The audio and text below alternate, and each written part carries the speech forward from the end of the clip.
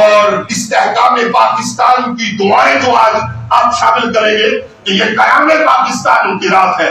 اور یاد رکھیے گا قیام پاکستان کی رات کو آج کے دور میں جس طرح کی فلسفی اور جس طرح کا پروپیگنڈا اور جس طرح کی عجیب سی ایک ذہنیت بنانے کی کوشش کی جا رہی ہے، وہ اینٹی پاکستان اگر ذہنیت ہو تو وہ اینٹی اسلام ذہنیت ہے.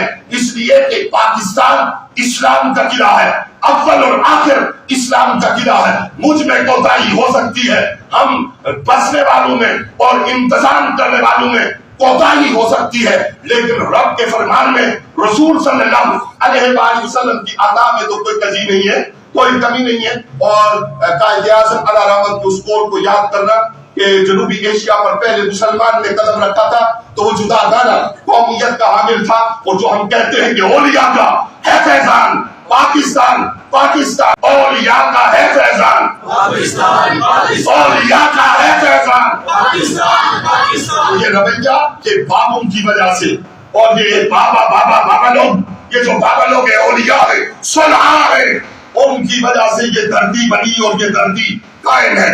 کہاں سے شروع کیا جائے، کہاں اختتام کیا جائے؟ محدث علی پوری شریف کو یاد کیا جائے، یا دادا گنج وقت علی حجویری رحمت اللہ تعالی علیہ کو یاد کیا جائے. اور فرمائیے گا 93 لاکھ ہندو مسلمان کرنے والے خواجہ غریب نواز، ہم غریبوں کو نوازنے والے چشتیوں کے آقا اور سردار، اور ہم نقشبندیوں کے بھی امام، ہمارے امام اور ہمارے مقتدا اور ہمارے آقا، ان کو یاد کیا جائے یا کسے یاد کیا جائے اور کسے نہ یاد کیا جائے.